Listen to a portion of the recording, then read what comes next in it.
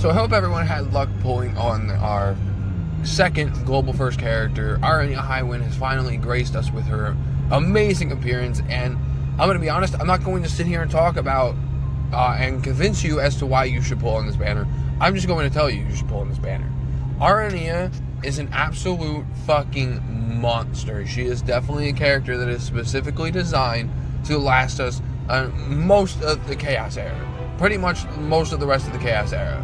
I can see her falling off maybe just an itty bitty tiny bit when the late era comes, but she just does damage that a lot of characters wish that she has. She has 80% splash damage on Highwind, 2-turn delays, re-breaks, auto crits, built it to a frame debuff, extra crit damage, eject and lightning frame buff that does not affect the turn count, so you can manipulate and abuse the turn count, especially if you combine that with her C65 excuse me, with her C65 to take an extra action, so you could just do it again. I'll fucking do it again. You know, like that Goofy meme. Like, she's absolutely incredible. And like, I'm not gonna sit here and go over her kit over extensively. She has re-breaks, she has the delays and everything. I will, though, however, talk about the cons, because no character is without their cons. Every character has the cons, and in the face of everything that is fantastic about Aranea, there is one glaring issue that may not be as big as her pros, but it is still very there. So, if you don't, for whatever reason, if you don't know, she has 3 frame buffs. Magic Tech Armament, which she gets only through her first skill, Dragoon Dive, which is a 6-turn frame buff that increases her stats accordingly to the specific values. Attack, Max Brave are the 2 biggest priorities that you want to look for. Overclock, which is what turns your abilities into the plus variants to make them hit super dummy hard, especially Highwind. And then high speed maneuverability, which is the ability she gets from her frame buff, which is the frame buff that she gets from her EX, which allows her to, when she inflicts a break on a target, to take another action that does not affect the turn count. So she has 3 of them. Magic Tech Armament only lasts 6 turns. Overclock only lasts 4 turns. And her high-speed maneuverability only lasts 3 turns. Her high-speed maneuverability, I'm going to deem, is unreliable. Only because you only get it for 3 turns. It's nice to have, and readily available whenever you use the EX, but it's not something to rely on for a specific strategy. You do not want to rely on this and revolve a team around this specific ability. You want to revolve your team around the rest of what she can do with the extra bonus option that she can get this. Her overclock only lasts 4 turns, and the only ways to refresh it while it is active is to use the EX, which is a slow charge EX that you might not get access to by the time that the buff goes away, because it only lasts for so long, or with her C65 that grants her 4 more turns of it. And not like 4 more turns, but it resets it to 4 turns. So, and then when it is gone, the EX does not give you access to overclock again, and you have to use an ability or the C65 to get access to overclock again. And the fact that high speed, that Magic Tech Armament is only available in Dragoon Dive, yeah, you then have to start expending some skill 1s just to refresh that buff and just to make sure that that's active, because it helps her out a lot and increases her damage a ton. So, the frame buff, I think it's called Vital Crusher, it only lasts 2 turns. So, if you don't see what I'm getting at, Aranea is a high maintenance character during the fight. You need to make sure that you're keeping a lot of these buffs alive. The EX one, you could really care less about. Magic Tech Armament and Overclock are what you really need to keep up. Considering that Overclock only lasts for 4 turns and can only be refreshed while it's active with her EX, and can only be regained by breaking a target with any of her skills or using the C65. It does hit you with a very high maintenance task that you have to keep her up and running.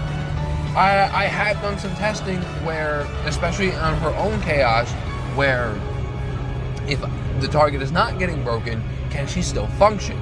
And sure, she can. She still does good damage, but you just want that extra spice, you know. And she doesn't get the 80% splash damage unless High Wind is in its plus variant. And she doesn't get the 2-turn delay unless Dragoon Dive is in its plus variant. And she doesn't have the best HP attack plus in the game unless she's in her plus variant. Do you see what I'm getting at? So, in the face of all of the amazing pros that Aranea has, that is probably, I will say, the only glaring issue that she has, is that her frame buffs are high maintenance to keep up, and you need to make sure that you are utilizing them and keeping them around properly. I just kind of go with the flow. I have not found set rotations to keep them up. And even if there were set rotations, she would burn out entirely way too quickly.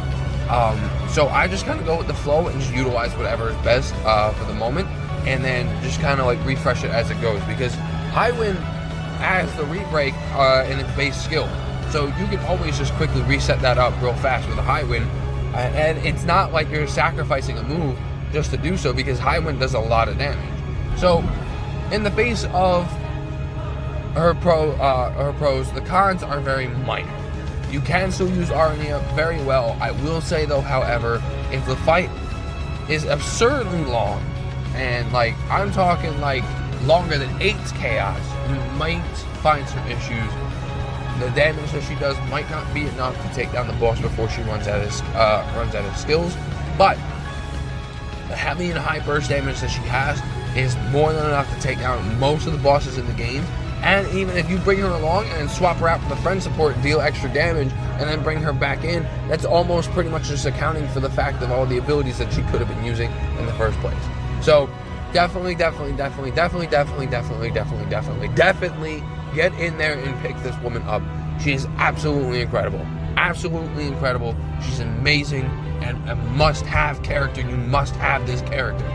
I don't want to prioritize her over Zac, because Zac fulfills kind of a different role in her, but she is equal priority of Zac for this month.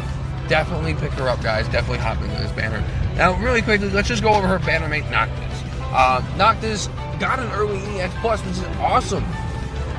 He did not get a rework. He did not get a level 70, as he had one prior.